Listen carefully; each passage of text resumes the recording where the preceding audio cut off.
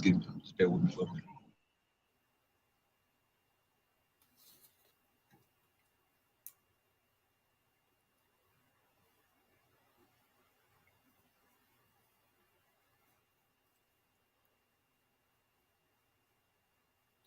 Shalom, shalom, shalom, brothers and sisters of the nation of Israel. It's your brother Ananias. Brother Ezekiel. Brother Yakub.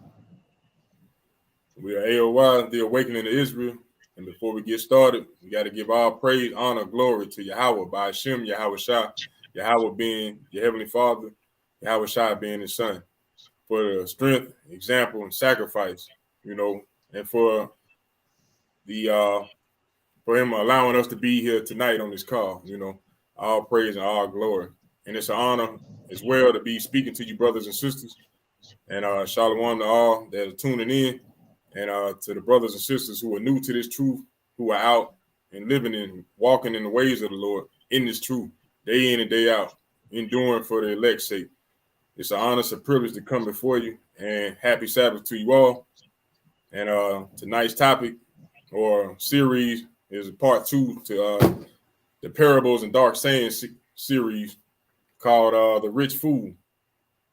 This is a parable that most folks have read before, but we're going to break it down. We're not going to go at it in a Christian mindset. We're going to go in it, thus saith the Lord, and break it down how it's supposed to be broken down, according to the truth. You know what I'm saying? But for those who are new to this truth, haven't understood, we're going to go to Psalms chapter 147, verse 19 and 20, because contrary to what most believe and what most have been taught, the scriptures, the Bible, is only written to one nation of people. It's not written to everybody. It's only written to one nation of people. Even though anybody can read it, it's only written to one nation of people. That's where the power lies, to the people that it was actually written to. And we're going to prove that. Let's go to Psalms chapter 147, verse 19. Psalms chapter 147 and verse 19. Uh-huh. He showeth his word unto Jacob, his statutes and his judgments unto Israel. So this is talking about the Most High showing his judgments, his statutes and his judgments, or laws and commandments, to the nation of Israel. Keep going. Verse 20. He has not dealt so with any nation, and as far as his judgments, they have not known them. Praise ye the Lord. So that's plain. He said he ain't dealt with the other nations. Yes, he created them all. All nations were created by the Most High. They came through Adam, but he only chose one. Just like many of us have more than one pair of shoes, more than one pair of pants, shirts, hats, but we got that one select group or that one particular shoe that is above all the rest, So this right here is proving to you that the Lord is only dealing with one nation of people. He only showed his laws, statutes, and commandments to one nation of people. That nation of people is the nation of Israel, the so-called blacks, Hispanics, and Native American Indians. Those are the individuals who the law was given to. Period. That's who the Bible is speaking to from front to back. Period. It talks about the other nations, but it's talking to the Israelites. We got to make that understood. So like I said before, tonight's class is dealing with parables and dark sayings, particularly dealing with the rich fool. So from there, let's go to Psalm 78 and verse 2. The book of Psalms, chapter 78, verse 2. This is Psalms 78, verse 2. I will open my mouth in a parable. I will utter dark sayings of old. Read 3. Which we have heard and known, and our fathers have told us. Keep reading. We will not hide them from their children, showing to the generations to come the praises of the Lord and his strength and his wonderful works that he have done. Read 5. For he established a testimony in Jacob and appointed a law in Israel, which he commanded our fathers, that they should make them known to their children. You see that? He established this testimony, this book of books, the Bible, the basic instruction before leaving earth, as everybody knows. He established this thing with his people so they can declare his marvelous works before their children. All they have done for us and will continue to do. But in verse 2, it says, I will open my mouth in a parable and will utter dark sayings. That's Yahweh, Christ speaking right there. That's how he would speak when he hit the scene, when he came on the scene in the New Testament. He didn't speak to us in regular sentences. He spoke to his people or the disciples in parables and in dark saying. You know, letting you know that this is prophecy being foretold. So from there, let's go to Job chapter 11, verse 6. And everything that Yahweh Christ spoke of was already written beforehand in the Old Testament. Everything that he spoke was written in the Old Testament. Our people got to understand this. So when they say we got to live by our New Testament, everything that he spoke was already written in the Old Testament. That's why he say I come in the volume of the book. Everything that he spoke on came in the Old Testament. The prophets prophesied about everything that he spoke about. All he did was come back on the scene and reiterate everything. But let's bring that out in Job chapter 11, verse 6. Job chapter 11. I'm sorry, go ahead. I'm sorry, brother. Job chapter 11, verse 6. And that he would show thee the secrets of wisdom, that they are double to that which is. Know therefore that God exacteth of thee less than thy iniquity deserveth. So what we want to take out of there is he would show his secrets of wisdom, and that they are double to which it is. So when you read the scriptures, a lot of times things tend to mean more than one thing than what you read in face value. Excuse me. They tend to mean more than what you just reading.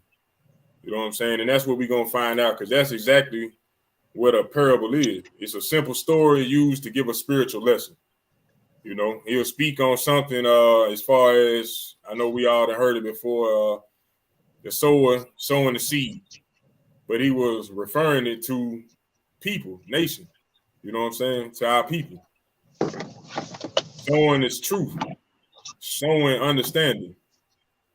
He wasn't necessarily just talking about somebody out there throwing seeds around, trying to plant something. It had a second meaning, a double meaning. So this is what Job is letting us know in Job 11 and 6. From there, let's go to Luke chapter 12, verse 15. And this is where we're going to start off the parable at. Luke chapter 12, verse 15. Like I said, the name of this parable is the rich fool. Luke chapter 12, verse 15. Luke chapter 12 and verse 15. And he said unto them, take heed and beware of covetousness, for a man's life consists not in the abundance of the thing which he possesseth. Read that one more time. And he spake, and he said unto them, take heed and beware of covetousness, for a man's life consisteth not in abundance of things which he possesseth. So a man's possessions do not define him. You know, you have plenty of men that you can look around and see in life, and they'll have a whole bunch of different toys, materialistic things, but that doesn't define them. And let me get this definition of covetous right quick.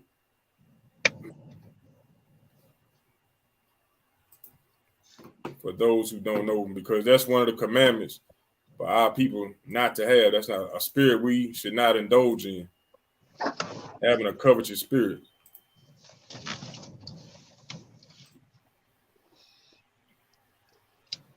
Can y'all see that?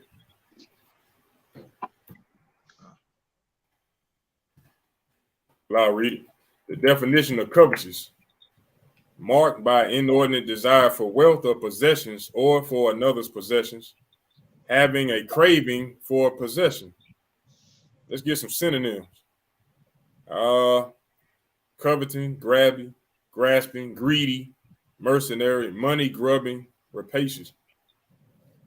So basically, being covetous is having a craving for possession. So if we go back and read 15 again, it says, take heed and beware of covetousness. We should be taking heed and understanding that we are not supposed to be moving in that spirit. So we need to be aware of those individuals who have those type of spirits and what kind of dangers will befall those individuals. It said, for a man's life consists of not in the abundance of the things which he possesses. A lot of people will say, hey, this is a good man because he got a lot of possessions. He must have did something good. He got a house, a car, a boat, motorcycles, helicopters. He got all the finest jewelry. He got women out the ass, excuse my language. But that does not define a man, because you can be the scum of the earth and have all those things. But that does not define a man. Beware of that. You know what I'm saying? Because that's the thing that America teaches. They teach everybody to be covetous, to want what the other person got and to strive for that. And then they'll change it up from being covetous to being spirited, or having that want or that passion or that drive to go get it. That's what they do. But in actuality, they actually teaching covetousness. But let's go to Proverbs. Now, read 16. Luke 12 and 16.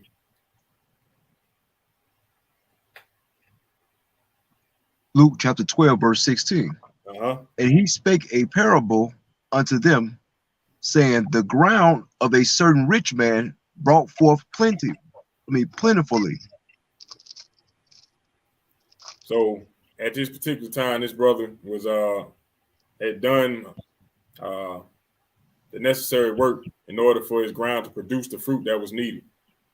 And it produced that plentifully. That's what it read. Can you read? Verse 17. And he thought within himself, saying, what shall I do? Because I have no room where to bestow my fruits. Keep going. And he said, this will I do. I will pull down my barns and build greater, and there will I bestow all my fruits and my goods. So in 16, it said a rich man brought forth plentiful. So he bought for plentiful things, doing what was necessary. Let's go to Proverbs. Hold that. It's brother Ezekiel, give me Proverbs 10 and 4. We're going to break it down as we go. Proverbs chapter 10, verse 4. All right. Book of Proverbs chapter 10 and verse 4. He becometh poor that dealeth with a slack hand, but the hand of the diligent maketh rich. You see that? He said, he becometh poor that dealeth with a slack hand. So when you're not putting forth that energy that's needed, you're not going to get to the level that you need to be. When you slacking, when you becoming lazy, being a sluggard. But it said, but the hand of the diligent maketh rich. You know, you can read, you know, some brothers and sisters might actually luck up and hit the lottery, you know, and it just fall in their hand. But even in a person, when you think about it, a person that hit the lottery, they still had to get up and go buy that ticket. So they had to put in some type of work. Now, what he's referring to right here in the scripture is saying, when you ain't putting forth the work, don't expect to be rich, whether it's rich in spirit or rich monetarily. You know what I'm saying? Or even socially. But the one who actually puts in the work will be made rich. You know what I'm saying? Enjoy the fatness. So we got to put in that work. But from there, let's go to 1 Samuel 2 and 7.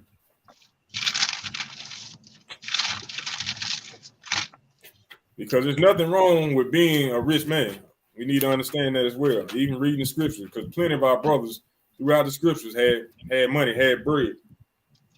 There's nothing wrong with having it. It's just the mindset that goes along with it. What Christ said, it's going to be hard for a rich man to enter the kingdom. He's going to have to go through the needle of an eye, basically. Because the pride of a rich man will prevent him from doing the necessary things needed to reach the kingdom. But it's not saying that you can't be a rich man, because we all rich. If you read Revelation 2 and 9 in the spirit, and with the promises. But bring that out right quick. 1 Samuel chapter 2, verse 7. 1 Samuel chapter 2, verse 7. 1 Samuel chapter 2, verse 7. The Lord maketh poor and maketh rich. He bringeth low and lifteth up. So what we need to understand by that is that the Lord does all things. We thinking that we putting in the work, but the Lord is doing all things. If he see fit for us to have that, he's going to allow us to do these things. He's going to give us the strength and energy to push forward, to do what's necessary. You know, it's not your thoughts. The Most High is not a thought. You know what I'm saying?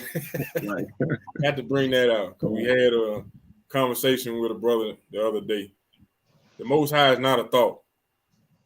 He is the creator of all things. The thoughts, your being, everything you see before you. He is not a thought. But when you are trying to be rich or made rich, whether it be in spirit, monetarily, or socially, you got to put in work. And ultimately, the Lord, if he see fit, he is in control. He gonna make you rich or not, or poor in spirit or whatnot. You know. So let's go back to Luke and let's read 17 again.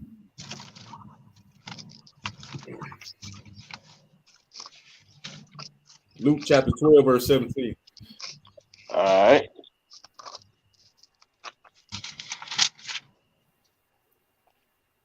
Luke chapter 12 and verse 17. And he thought within himself, saying, what shall I do? Because I have no room where to bestow my fruits.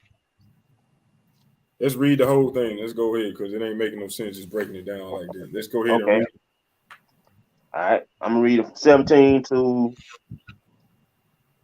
Just keep going. I'll tell you when to stop. Okay. Luke chapter 12 and verse 17.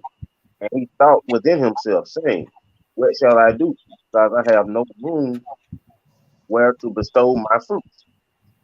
Verse 18. And he said, this will I do. I will pull down my barns and build greater, and there I will bestow all my fruits and my goods. Verse 19. And I will say to my soul, thou hast much goods laid up for many years. Take thine ease, eat, drink, and be merry. Verse 20. But God said unto him, thou fool, this night thy soul shall be required of thee. Then who shall go pay thee, which thou hast provided? Verse 21. So is he that layeth up treasures for himself and is not rich toward God. You see that? This is basically how majority of our people live their life today, trying to stack up money for what reason? We'll go to work 7 days a week, 12 hours a day, trying to stack up bread. Every day you don't have time to spend it because you're sleeping and you're working. You're stacking, you're stacking, you're stacking. For what purpose? To try to go buy something that can be destroyed as soon as you buy it.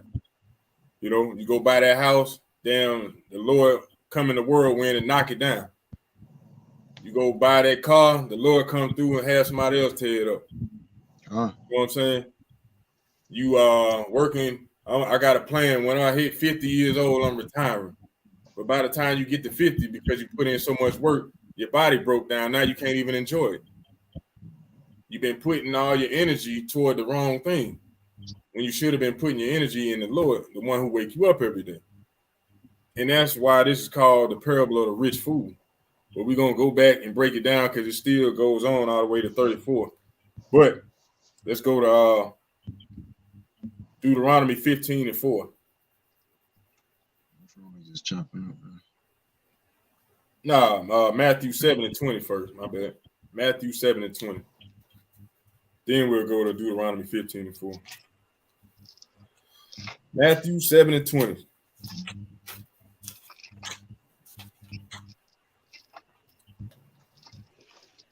Now, we're not saying at all, don't work hard. Don't put forth the energy needed. Not saying that at all. because you got to work in order to survive. And if you ain't working, you don't deserve to eat. That's what the Most High say. And if you ain't taking care of your family, you count it as an infidel. You know, worse than an infidel. You know, let's get Matthew 7:20. Book of Matthew, chapter 7 and verse 20. Wherefore, by their fruits ye shall know them. Keep going. Verse 21. Not every one that saith unto me, Lord, Lord, shall enter into the kingdom of heaven, but he that doeth the will of my Father which is in heaven. You Verse see, 22. so an individual is going to be known not by his money, but by his works. You know, think about Abraham. Think about Noah.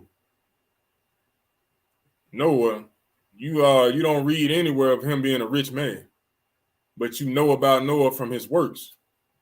You know, Abraham, you don't really read too much about him having uh, a boatload of money, but you read about his works, his faith. That's what we need to be understanding. It said in verse 20, wherefore by their fruits ye shall be known. You shall know them. Let's jump to Deuteronomy 15:4. So this brother in Luke, let me see, he said, let me see, what shall I do because I have no room where to bestow my fruits? He don't know what to do right now. He got all this money and he don't know what to do. He got all this fruit that he done produced, yet and still he don't know what the hell to do with it. That's some of our people. We strive so hard to go get this money, but once we get it, we don't know what to do with it.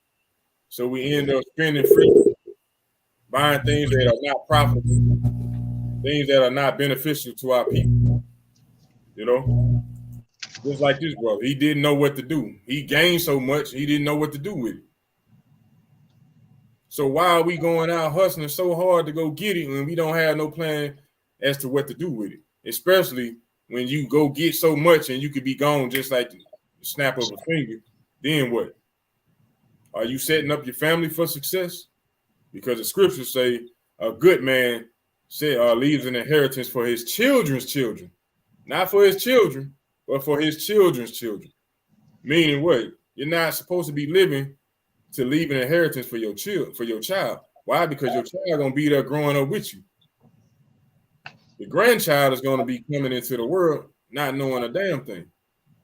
So you're supposed to be raising your child to the point where by the time you get ready to check out, what you done did in your life is supposed to be something to add on to the grandchild's life. But let's go to Deuteronomy 15:4. Because when you get to the point where you don't know what to do with it, all you got to do is look around at your people.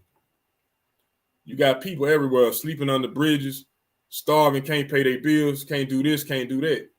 But we got an abundance of material things that we have stored and we don't know what to do with it. It's just sitting there collecting dust, just like this brother in this story. He said, I have no room where to bestow my fruits, but our people are poor in nature.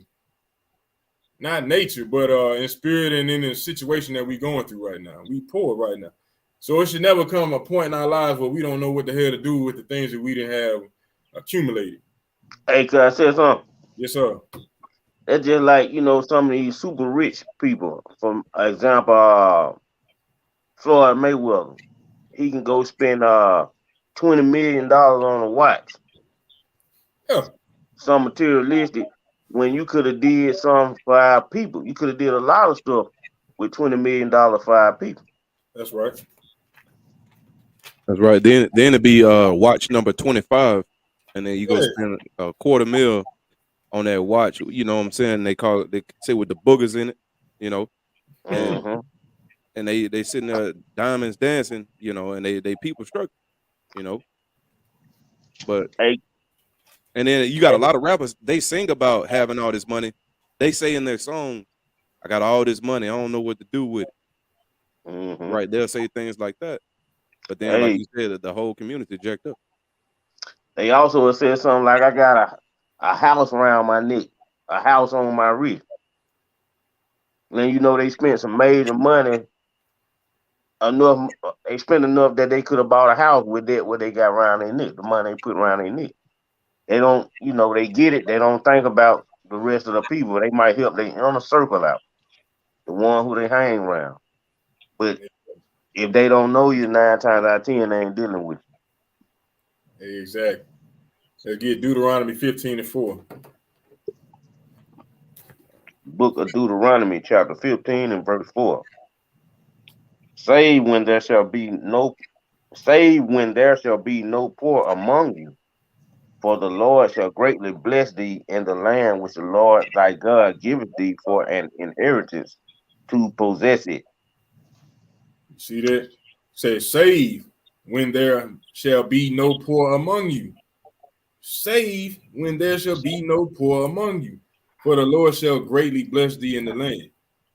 The Lord thy God giveth thee for an inheritance to possess it. It's another scripture. That ain't the one I exactly wanted, but it's one saying that the poor will always be among you. The poor will always be among us, of our people. And we supposed to be looking out for them on a constant basis. So this brother right here in Luke, he like, man, I got so much, I don't know what to do. You got brothers and sisters that's poor all around you, but you want to tear down your barn and build a bigger one just so you can hoard some more of your materialistic stuff. We need to be helping our brothers and sisters out. Hey, I think you wanted verse number 11, if I'm not mistaken. Yeah, there you go. Deuteronomy 15 and 11. For the poor shall never cease out of the land. Therefore I command thee, saying, thou shalt open thy hand wide unto thy brother, to thy poor, and to the needy in thy land. And this right here on verse 12 is letting our brothers and sisters know who thy brother is. It ain't talking about the other nation. It says, if thy brother, a Hebrew man or a Hebrew woman, be sold unto thee and serve thee 6 years, then in the 7th year thou shalt let him go for free. That's off subject, but that's just letting you know who your brother is, according to the scriptures of your own people. But from there, let's go back to Luke chapter 12, verse 18. All right, I'll read that. All right. The book of Luke, chapter 12 and verse number 18. And he said, this will I do. I will pull down my barns and build greater, and there will I bestow all my fruits and my goods. Read 19. Verse 19. And I will say unto my soul, soul, thou hast much good laid up for many years. Take thine ease, eat, drink, and be merry. Now, I want you to notice something about the spirit that was on this brother. I'm going to read, just look back through 18 and 19. It said, this will I do, I will pull down. It said, I will bestow. Then he said, I say to my soul. The brother said I 4 times in 2 verses. That ain't how we supposed to be dealing in Israel. We supposed to be about our people, not I. The brother said I 4 times. I will, I bestow, I'll do this. 4 times in it. That's a covetous, not a covetous, but a selfish. Yeah, selfish spirit right there. Not one time did he consider his people. Why do we hit the highways and byways? For our people, not for ourselves, for our people. But that's from there, let's go to James 3 and 15. Somebody hold that in Luke. Let's go to James 3 and 15.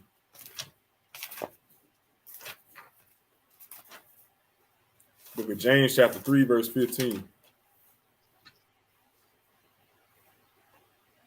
Book of James chapter 3 and verse number 15. This wisdom descendeth not from above, but is earthly, sensual, devilish. You see that? That mindset is not from above. The Most High ain't never tell nobody to think about yourself. Be about yourself. Nah, the Lord is not that type of individual. If he ain't that way, he damn sure ain't gonna teach us to be that way. But that's a devilish spirit. That's that American dream spirit.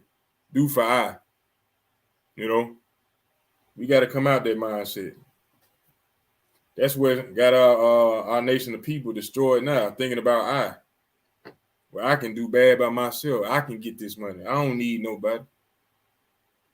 That's that devilish spirit.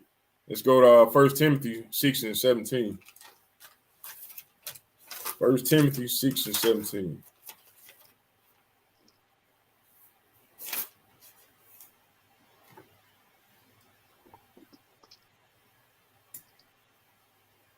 First Timothy chapter 6, verse 17. The book of 1 Timothy chapter 6 and verse number 17. Charge them that are rich in this world, that they be not high-minded, nor trust in uncertain riches, but in the living God, who giveth us richly all things to enjoy. You see that? Charge the rich that are in this world, that they be not high-minded. A lot of us will say, coming into this truth, we'll say, man, I wish the Lord would have brought me into this truth years ago. And right after that, we'll say, you know how much farther along in life I would have been right now? That means we would have been high-minded. We would have got to the point where we was like, the hell with that. I did this. You know what I'm saying? I stayed diligent. We would have forgot about the Lord. That's why he allowed us to go through those ups and downs in life, damn near hitting rock bottom, chasing after vainglory, and even constantly hitting us in, putting those in those pits, keeping us where we falling in those pits, excuse me. But he said, charge them that are rich in the world that they be not high-minded, nor trust in uncertain riches. Because our people, and mainly the other nation, they trust in their riches. They get a little money, they think they can do whatever. They untouchable. That's how they feel. That's how they think. They can say whatever, do whatever. And because I got money, ain't nobody gonna say nothing to me. That's how the mindset is here in America. You know? But it says, nor trust in uncertain riches, but in the living God, who giveth us richly all things to enjoy. Meaning basically who wake you up in the morning, who give you the strength to get out that bed, to go do whatever it is that you do to make that little that money, who allow you to have your senses, to see, to walk, to talk, feel, hear, and smell. You know, you got to stay grounded, stay rooted, putting all trust in the Most High. But from there, let's go to Sirach 4 and 28. We ain't supposed to be trusting in the riches, but trusting in the Most High at all times. Let's go to Sirach chapter 4, verse 28.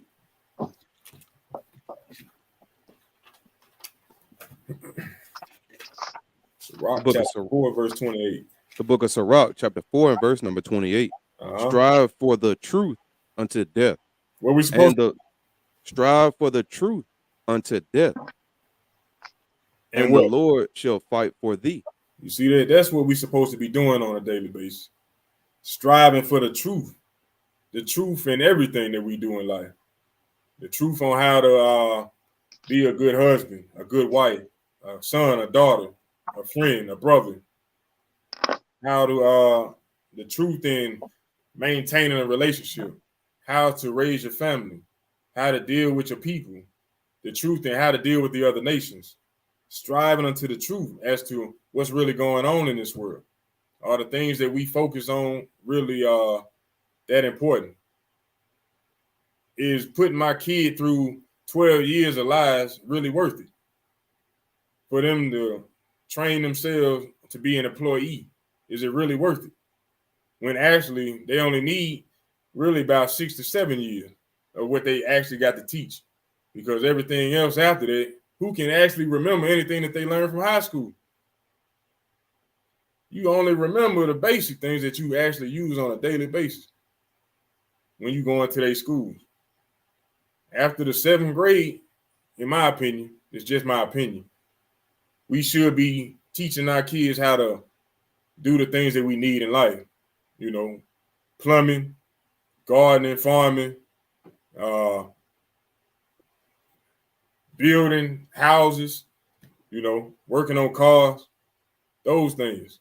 From the time they 7th grade on up, we shouldn't be putting them back through another 5 years of school to learn a bunch of lies, to teach them something that they ain't gonna use. Nobody's using calculus. Nobody's using geometry.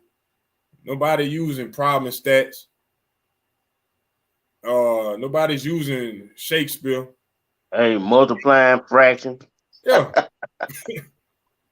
Nah, that's education nonetheless, but we need to be striving for the truth. They teaching us day in and day out about their version of truth or their version of history, which is a lie. They only give us what they want us to know. But we sending our kids to go to these schools. We came up through these schools learning about their history, nothing about our own. And they teaching us lies. We supposed to be striving for the truth unto death. And Amen. the Lord That's shall right. fight. Go ahead, bro. What you said? But I was about to say, even all right. So in this truth, right, the Uh-huh. Lord teaches us how to cooperate in this earth. He say, if it be in you, live at peace with all men. Make friends of the mammon of the unrighteous. This is why you look at Daniel. This is why you look at Abraham. You look at Joseph. All of them knew how to cooperate in this society and still keep the commandments at the same time. So this is why they flourished and they were rich and they were wealthy, right? And they was plugged in, if you will, Mm-hmm. because even in this world, they tell you it's not what you know, it's who you know. A lot of times, you see what I'm saying? So our forefathers, they knew how to walk. So therefore, they had friends, and and my whole point is they knew how to walk in this earth. So therefore, learning the scriptures and learning these commandments and statutes help them out 10 times more than what this world will teach you. That's right. I'm gonna go back and I'm gonna read 18 and 19 again. And then somebody give me Deuteronomy 28 and 65. This is Luke chapter 12, verse 18. It said, and he said, this will I do. I will pull down my barns and build greater, and there will I bestow all my fruits and my goods. And I will say to my soul, soul, thou hast much goods laid up for many years. Take thine ease, eat, drink, and be merry.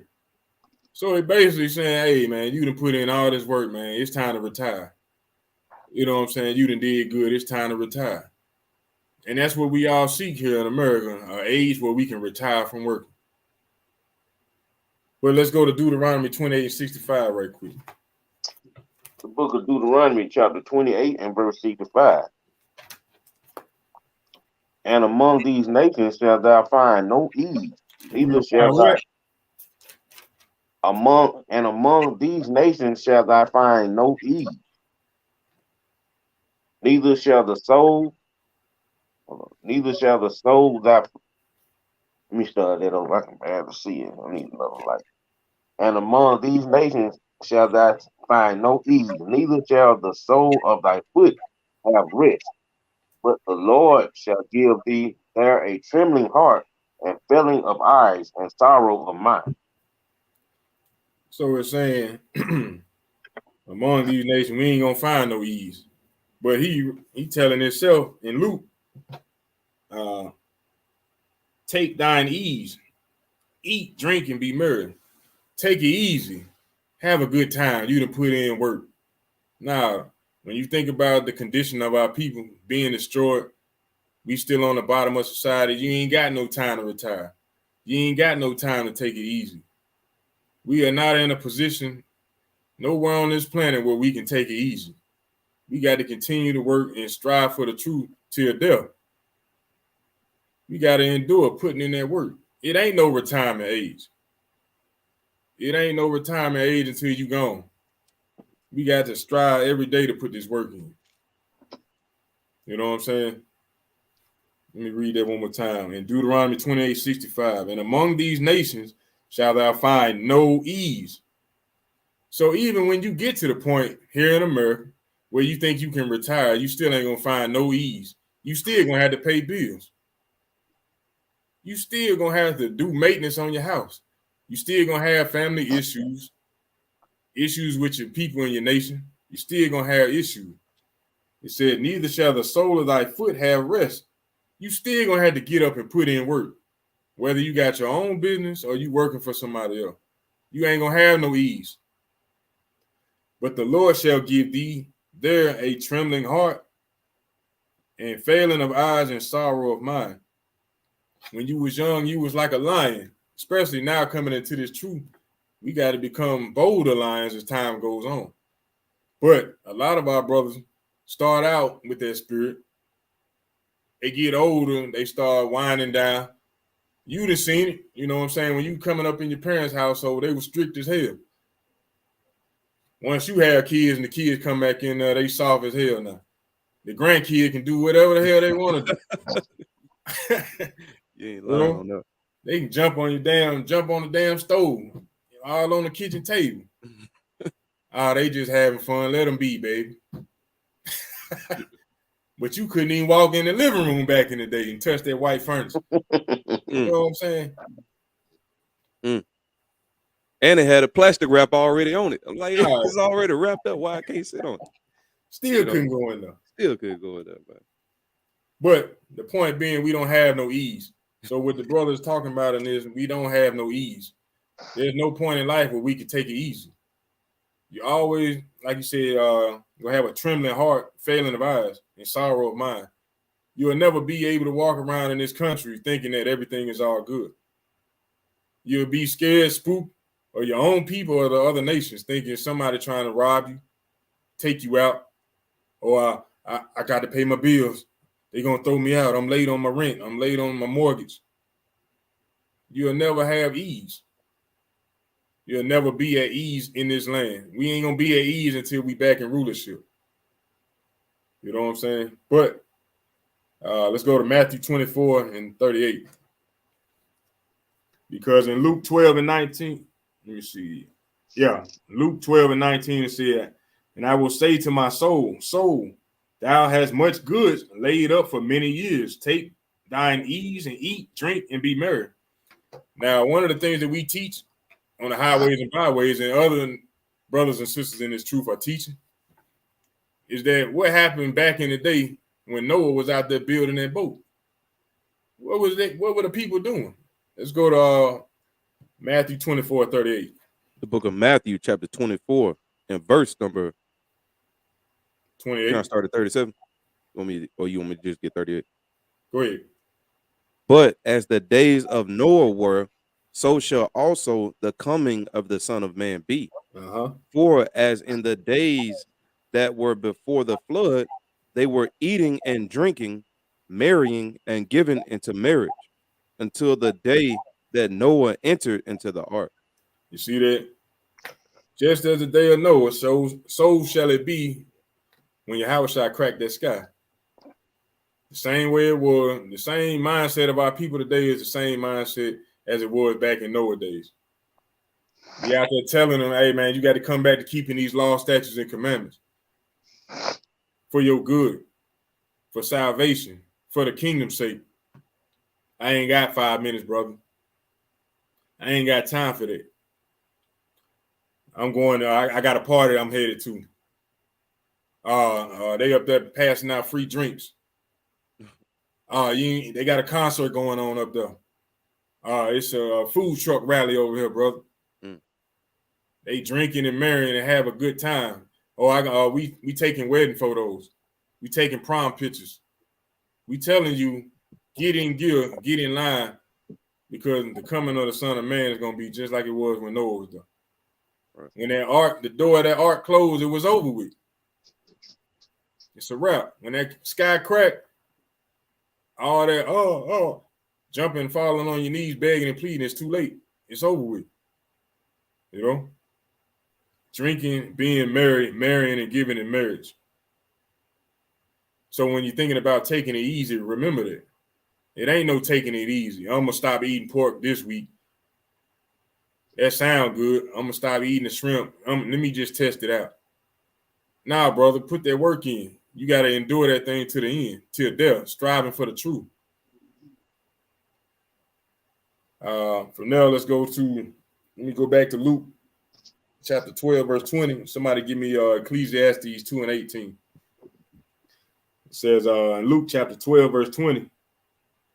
But Yahweh said unto him, Thou fool, this night thy soul shall be required of thee. Then who shall those things be which thou hast provided? So he coming at him like, you idiot.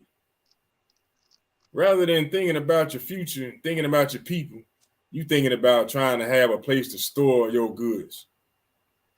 What's going to happen when because I'm snatching your soul tonight? Called him a fool. Let's get that in Ecclesiastes chapter 2, verse 18. The book of Ecclesiastes, chapter 2, and verse number 18. Yea, I hated all my labor which I had taken under the sun, because I should leave it unto the man that shall be after me. Read 19. And who knoweth whether he shall be a wise man or a fool? Yet shall ye have rule over all my labor wherein I have labored, and wherein I have showed myself wise under the sun. You see This that? is also vanity. You see that? Let's get Micah 2 and 10. It says he hated all the labor he put in under the sun because he knew that he would eventually have to leave it to somebody else. We all know that. But we ain't training our young ones up to fall in line to continue it on. You know what I'm saying? It says, and who knoweth whether he shall be a wise man or a fool, talking about the child that you're leaving your inheritance to. You should know if you training them up the right way. But in this society, we ain't even training them to make the basic decisions, let alone dealing with some generational wealth. We ain't training them to deal with the day-to-day, the basics. He said, yet shall he have rule over all my labor wherein I have labored. We out there grinding 6-7 days a week, stacking this money, and be dead at 50, not knowing, ain't set up nothing for the future. Not even setting aside money so you can be buried. But then you pass the money on to a child that you was barely in their life because you spent all majority of your life in at your job. So you neglected their life. You weren't not able to pour into them. So they're going to take your money and blow that money within a year. You worked your whole life to get it and they blow it in a year. Why? Because you didn't have time or you didn't teach them. A fool is going to take your money. Or you're going to leave that money to a fool. Yet shall he rule over all my labor wherein I have labored, and wherein I have showed myself wise under the sun. This is also vanity. Vanity, vain. We need to be striving to put energy in serving the Lord. Bringing our families up in this truth, striving for the truth until death. Until the last, hey, when you breathe that last breath out of your lungs, everybody that knew you should know that brother stood for the truth. He taught people and he commanded his family to stand for the truth. And that's a legacy to leave behind. When Bill Gates died, you ain't gonna know nothing else about him besides the fact that as to what he did for Microsoft. You don't know what he did for his community, for his people. But you know what Abraham did. You know what Noah did. You know what Moses did. None of them was talking about no damn money. Striving every day to go get no money. Understand that. Let's get Micah chapter 2, verse 10. The book of Micah, chapter 2, and verse number 10. Arise ye and depart, for this is not your rest, because it is polluted. It shall destroy you, even with a sore destruction. You see that? This place we living in, we polluted. It has polluted our mindsets to have us thinking that that's what we should be living for. Money. Materialistic. Instead of pouring into our children, learning our history, learning who we are, we say, oh man, I ain't got time for that. But I got time for this party to go up the street and get shot at. I got time to go in here and be oppressed at the job. But I ain't got time for the Lord who wake me up every day. This place has polluted our way of thinking. And it ain't our resting place. So why the hell are we thinking about retiring him? What are we retiring to? We got to come out that mindset. We got to renew the mind.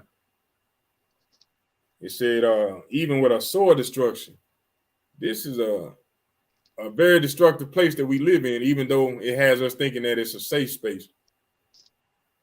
Everything about Babylon the Great, or America as you know it, is wicked as hell. Destructive. It's aimed at destroying the Israelite on a daily basis. The so-called blacks, Hispanics, and Native American Indians. It is hell-bent on destroying us on a daily basis. They constantly having crafty council meetings on how to destroy us or extort us. They ain't trying to build us up. They making us work harder and harder while destroying us at the same time. And we got the nerve to say, I'm ready to retire here. Or take it easy, have a good time. You only live once. Well, if you only live once, take the time to goddamn make it count. Make it worth your while when you working to build your people up. Is that not what MLK did? Is that not what Malcolm did? They didn't follow the commandments, but they were out fighting for their people to make it count. And people are talking about them every day, every year. Think about that. From there, let's go to Psalms 52 and 5. Psalms 52 and 5. 52 and 5.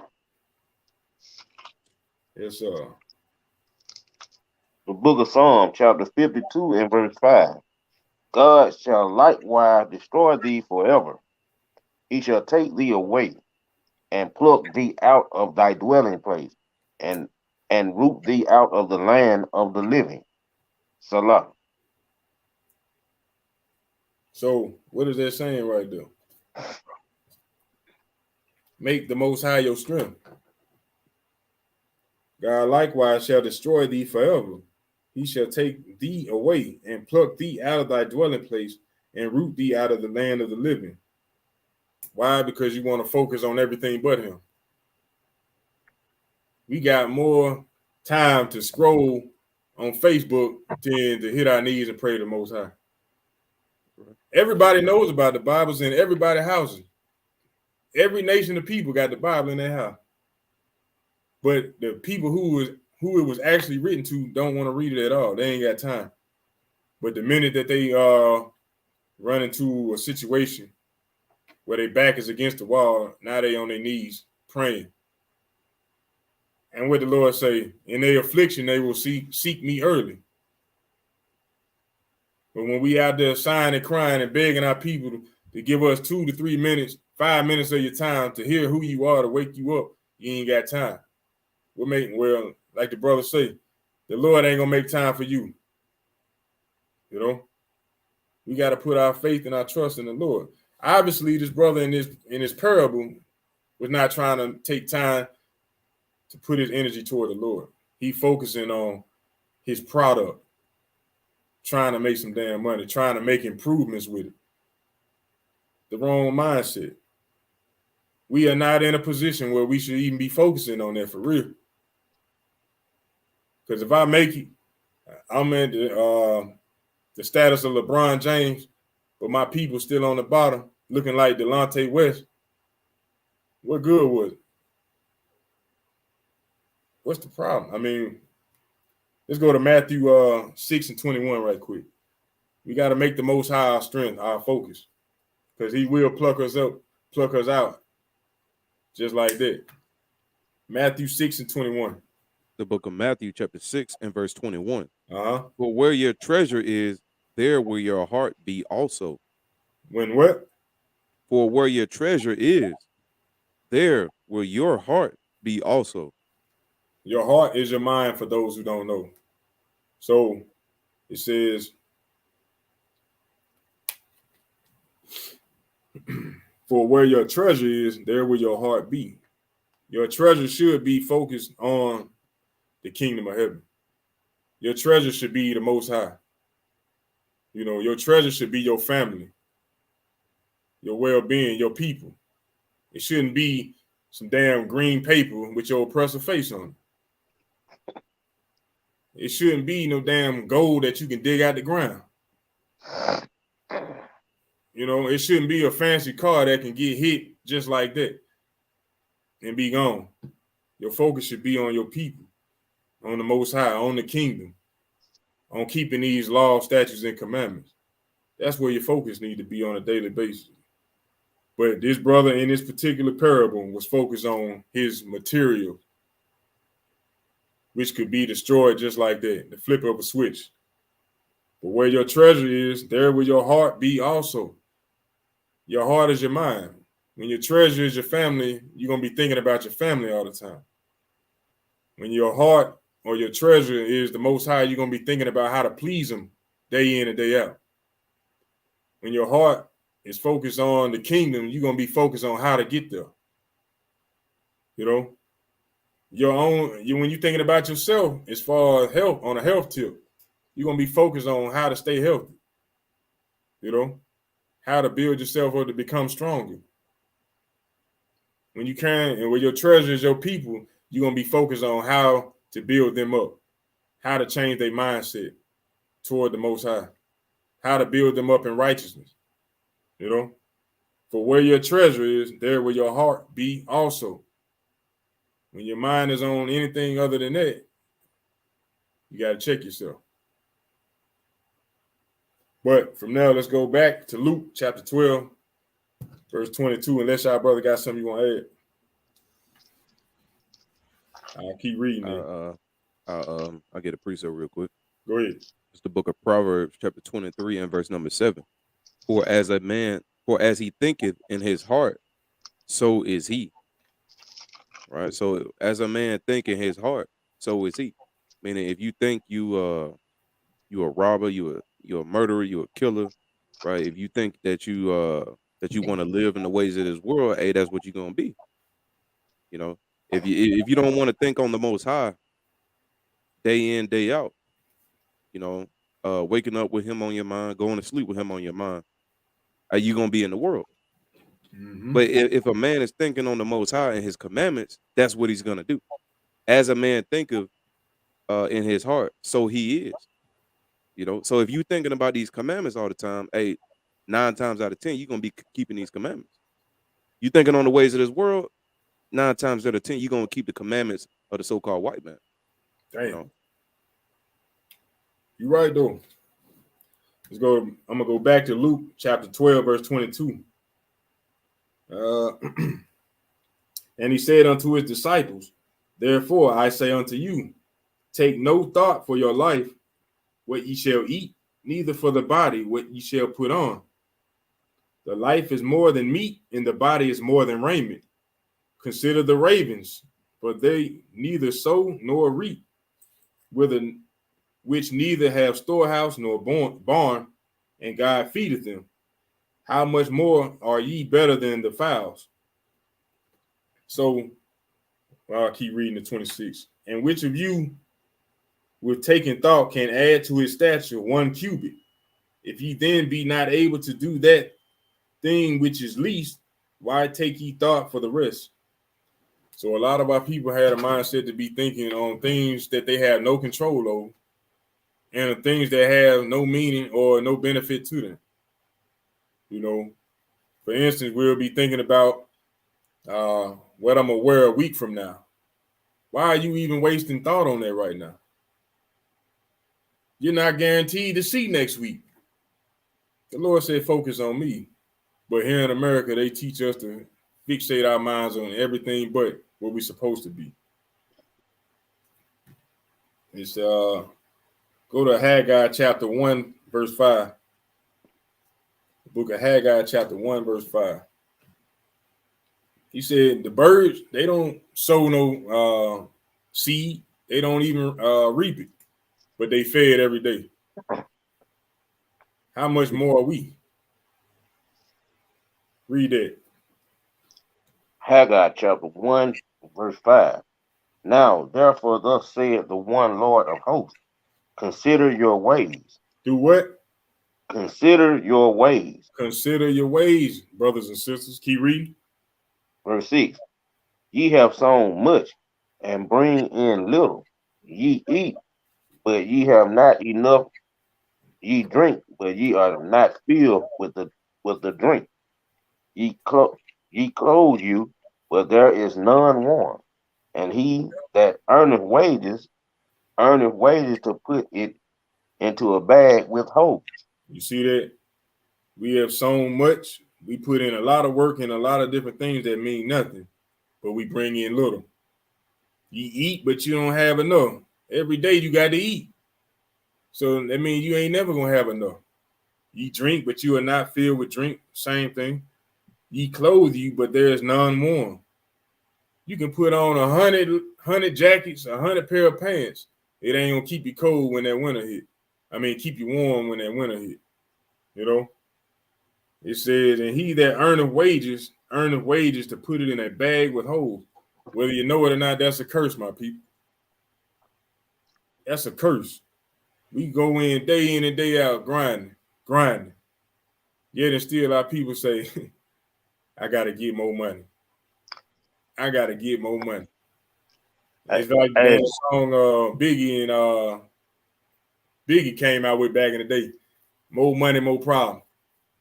You create bigger spending habits, the more money you bring in,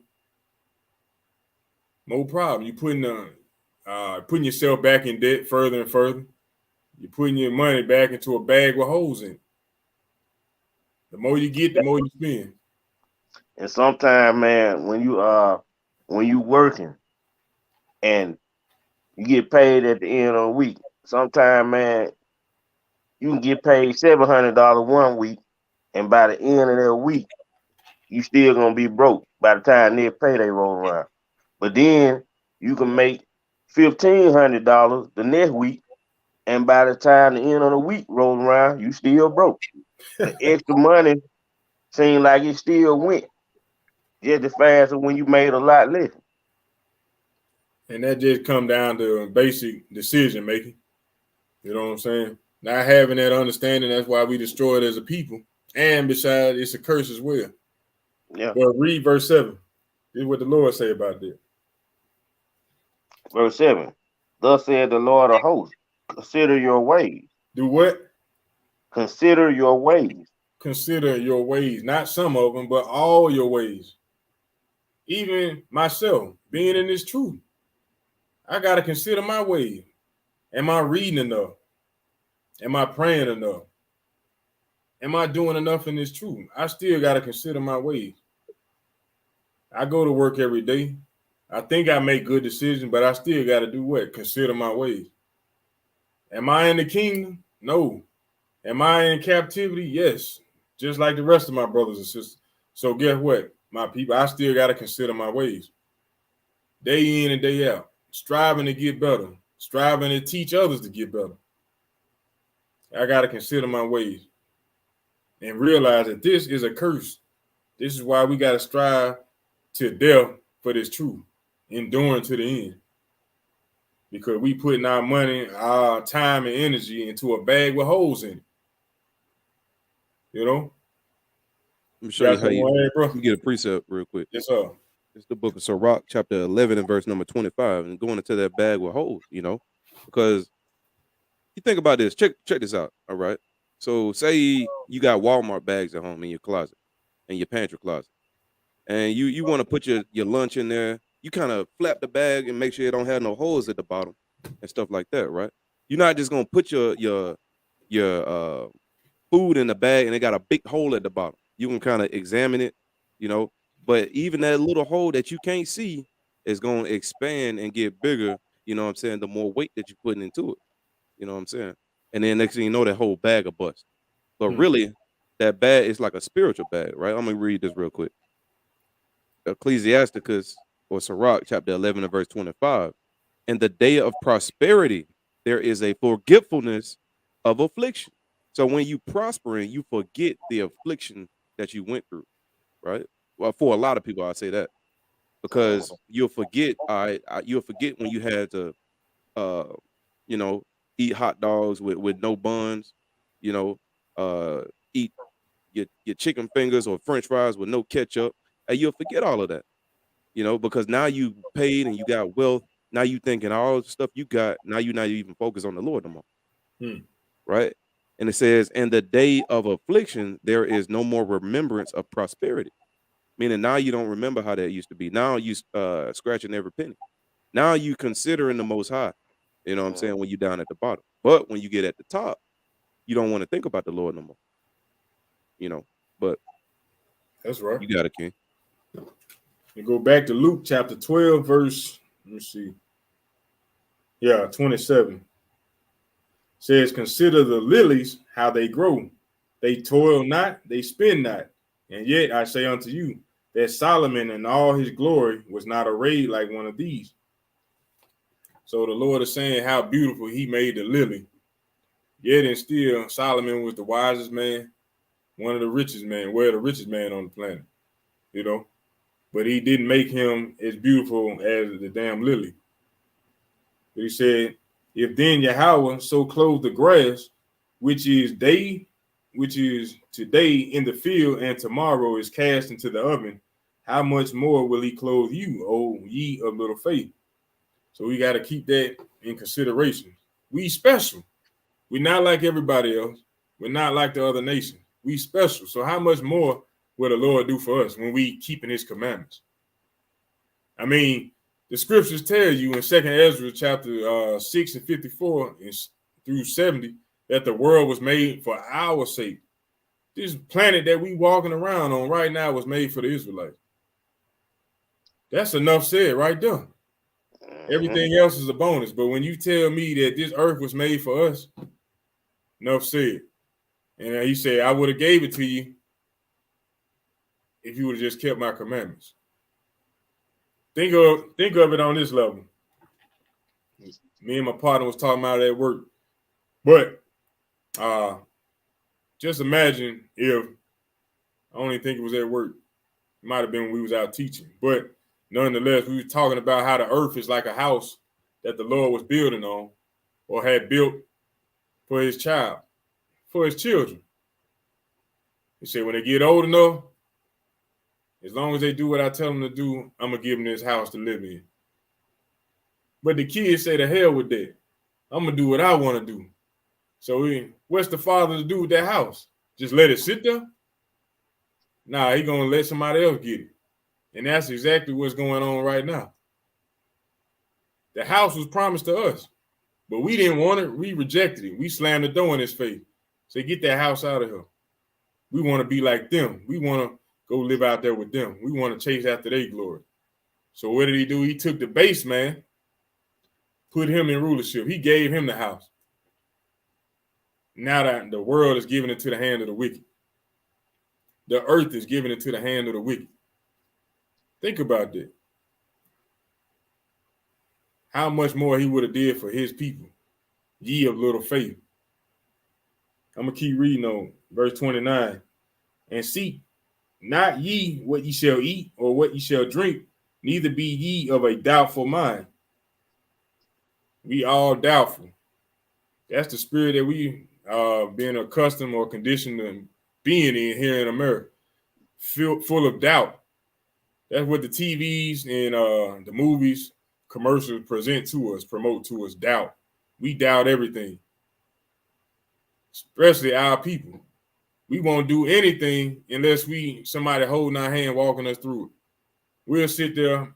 I'm going to give myself a perfect example. I wanted to go into rental property, real estate. I sat there watching, reading, building myself up to learn about investment properties. But I wouldn't take the step to go out there and do what was necessary unless somebody was right there with me, willing to walk that path. And that's how most of us are. Doubtful in mind. Thinking, hey, I'm going to fail before I even started. The only thing to beat a failure is a try, though. That's right. You know? But I'm going to keep reading. It said, for all these things do the nations of the world seek after. All these things do the nations of the world seek after. They seek after what they're going to eat, what they're going to wear, what they're going to drink. They seek that. Let's go to Deuteronomy chapter 23, verse 6. Deuteronomy chapter 23, verse 6. Deuteronomy chapter 23 and verse 6. Thou shalt not seek their peace, nor their prosperity all thy days forever. Thou shalt not seek their peace nor their prosperity all the days forever. That's what the other nations do. But instead of us leading and being the example, we following behind them. We seeking their peace. We want to live like them, chasing after everything that they do. They got a yacht. We trying to figure out how to get a yacht. You know, they want to get in cages and go down there and look at the sharks. We trying to get in cages and go down and look at sharks. Simple as hell, you know. But that's what we do. Try to seek their peace. They don't even know what peace is. It's not even in their spirit, but we chasing after it, thinking they got the cure, they got the remedy. This world ain't never brought peace since they've been in rulership. But you can read in the scripture where King Solomon, the righteous, was in rulership and the whole world was at peace for 40 years. You ain't found not one day or 1 year in this society where it has been peace. But when the righteous were in rulership, the people rejoiced, even the other nations. But the wicked ruling the earth, it ain't been nothing but mourning. Every day you turn on the news, turn on Facebook, YouTube, notified from your phones. You're getting tornado warnings every day, thunderstorm warnings every day. Somebody got murdered yesterday, 5 minutes ago. Somebody had a wreck. Amber Alert. You know what I'm saying? Mm-hmm. Every day, every minute, because the wicked are in rulership. But we seeking after their prosperity, their peace. That's why the people that we speak to, majority, ain't got time for the Lord. Seeking their prosperity. Trying to get a damn a picture taken, a comment, a like. We trying to make somebody smile with some damn parakeets and birds. You know? Simple. But let's keep reading. I'm gonna go back to Luke chapter 12, verse 31. But rather seek ye the kingdom of the God, and all these things shall be added unto you. So peace, prosperity, wealth, a common good, the uplifting of your family, your nation of people, all those things will come when you seek the kingdom. Because when you read the scriptures, you find out the only way you're going to get into the kingdom is by keeping these commandments and having faith in Yahweh. That's the only way you're going to get in there. You got to put in work. But rather seek ye the kingdom of the Most High, and all these things should be added unto you. Fear not, little flock, for it is your Father's good pleasure to give you the kingdom. He want to give us the kingdom. But do we want it? Do we want that house he built for us? Or we still want to go live like the other heathen, the other nations? When he giving us the house, all you got to do is keep my commandments. Hey, brother, and like we were talking earlier, me and you were talking, and like the scriptures say, his commandments are not grievous, meaning hard. A lot of people who first come into the truth and find out that that's the only way they're gonna get the kingdom is by keeping his commandments and statutes off the top. They think like it's so impossible to do. Mm-hmm. But like the scripture said, that they're not grievous, meaning they're not hard to do. And the only thing you gotta do is put forth effort to try to do the commandment. And the more you try, the more easier it will become, and the more disciplined you will become as far as keeping. And you'll start having a conscience. For example, all of us know we're supposed to buy or sell on the Sabbath. So a lot of times we make it our business to whatever we need, we gonna go get it before the sun go down, starting the Sabbath. And if you don't get what you need and you still spend money, you know you got a conscience. It bothers you, Mm. and then you have to ask for gift. That's right. But let's go to Mark 1 and 15. Let's see what the A.O.I said about this. What we talking about? And brother, one more comment on that. It's like, say your mama told you, she told you not to throw that baseball around the house. I told y'all not to be in my house playing baseball, swinging that bat. Now y'all kid, now you done messed around and bust a hole in the wall right behind the door. And you try to keep the door open. Like your mama looking at you like, why you don't close your door no more? So she finally closed your door. Now she see that big hole in the wall. You been in here playing baseball again. See what I'm saying? So, ultimately, because you're gonna have that second thought, like, man, I really don't want her to see this. I really don't want her to know that I put a hole in the wall. Same thing with the Most High. When you put a hole in His commandments, That's right. All right. They read Mark 1:15. The book of Mark, chapter 1 and verse 15. And saying, the time is fulfilled and the kingdom of God is at hand. Repent ye and believe the gospel. You see that? The time is fulfilled, meaning Christ didn't hit the scene, he didn't die. Now we in the latter time. And the kingdom of the Most High is at hand. Repent ye and believe the gospel. The kingdom is at hand. Instead of worrying about trying to stack your barn, build a bigger barn so you can throw your crap in it, focus, repent of what you're doing and focus on the Lord. And everything that you want in life is going to come full circle. But you shouldn't be focused on materialistic things that mean nothing. That can be gone in the drop of a dime.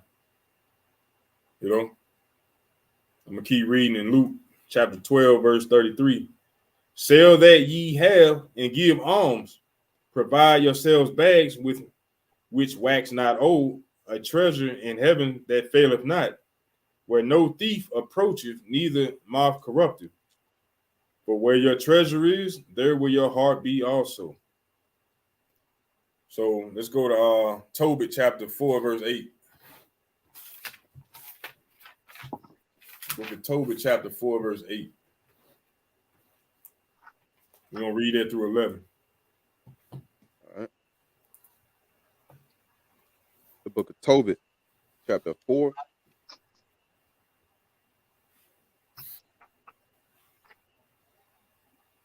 Tobit chapter 4, verse 8. It reads, if thou hast abundance, give alms accordingly. If thou have but a little, be not afraid to give according to that little. For thou layest up a good treasure for thyself against the day of necessity. Because that alms do deliver from death, and suffer not to come into darkness. For alms is a good gift unto all that give it in the sight of the Most High. You see that? So we're supposed to give alms. That's what it told us to do. Right there in verse 33. Sell that ye have. Is that not what they did in Acts? When they were walking around with the disciples, they sold what they had to give alms, to make sure that the people were straight. It said provide. No, hold on. Let me read that again. Luke chapter 12, verse 33. Sell that ye have and give alms. Provide yourself bags which wax not old, a treasure in heavens that faileth not, where no thief approaches, nor moth corrupted. For where your treasure is, there will your heart be also. Once again, we supposed to give alms for that day of necessity. It's going, what it say in Tobit chapter 4, verse 9. It says, for thou layest up a good treasure for thyself against the day of necessity. The Lord gonna take care of you. When you hit that rough spot, when you've been taking care of your people, focusing and keeping the commandments, doing the things that are necessary, the Lord gonna make that happen for you. He gonna get you up out of it. Because even in the day of temptation, he will deliver them again. So we got to take care of our brothers and sisters. We can't just be trying to store up goods for nothing for one day down the road. That's simple. You got brothers and sisters that's starving, that's cold, sleeping up under bridges. You know, the poor are gonna always be among us. So what do we look like just going and buying and stacking and stacking? We need to be looking out for our brothers and sisters and not being like the rich fool. You know, let me read 12 and 34. Luke 12 and 34 said, "For where your treasure is, there will your heart be also." So basically, don't be taking no thought for tomorrow. Don't be trying to store your goods up. Focus on building your family up, building your nation of people up. You know, don't be as the rich fool trying to live that American dream, because it's a dream. It really don't exist. It's something you can strive for, but it was never created for you to live or to be a part of. You don't have this is not your ease. This is not your resting place. You can't take it easy here. This is, as we say, your correctional facility. This is where you come to get your life in order, because we done fell the hell off to even be brought over here on them cargo slave ships. We got to take each and every day, not for granted, but as an opportunity to build ourselves and to build our communities up, you know. And before we get off this call, you know, a lot of our people, we like to challenge each other. You know, you'll see all these different crazy ass challenges that be on YouTube, TikTok, whatnot. I challenge our brothers and sisters, since we in the rebuilding stage, trying to close up the breaches in our nation. I challenge our brothers and sisters who are watching. When you see your brothers and sisters of the nation of Israel, whether so-called blacks, Hispanics, and Native American Indians, I challenge you all to speak to them. You ain't got to have a full-fledged conversation. Speaking by waving, smiling, telling them good morning, good evening, good to see you. I challenge you just to speak to your people. Every time you see them, whether they're in a car, you walking by them in the grocery store, at work, in your own household, I challenge you to speak to your own people. See how much is going to make a difference in your life and their life. Being in this truth, we understand what's really going on and how much of a difference we as a people make by walking in the way of the Lord. Regardless how they might screw their face up, regardless if they speak back or not, challenge yourself to do something that's worthy by speaking to your people. That's a challenge I want our brothers and sisters to take seriously. For 1 week, we should be striving every day to the end. But for 1 week, challenge yourself to speak to each and every brother or sister of the nation of Israel and see what a difference it makes in your life. And I pray that you brothers and sisters were edified through tonight's class, Parables and Dark Sayings Part 2, The Rich Fool. I hope and pray that you brothers and sisters were edified, that you learned something, that you take this home with you, that you had discussions amongst each other, you know, and challenge each other on a daily basis to do what's required of us as Israelites, to keep these commandments, but to change your mindset and do bigger and better things with each and every opportunity that the Most High allows you to have. So if you brothers have anything that you want to add, if not, we'll go ahead and close out with 1 Corinthians chapter 1, 15, verse 58. All right. The book of 1 Corinthians, chapter 15, and verse number 58. Therefore, my beloved brethren, be ye steadfast, unmovable, always abounding in the work of the Lord, for as much as ye know that your labor is not in vain in the Lord. So keep moving, keep pushing, keep enduring to the end. You know, it's much needed and it's much required of you, brothers and sisters. And we pray that you were edified. I'm Brother Ananias. Brother Benaiah. Brother Ezekiel. And we pray that you were edified. We are A.O.I, the Awakening of Israel. And on that note, we say shalom to you. Shalom.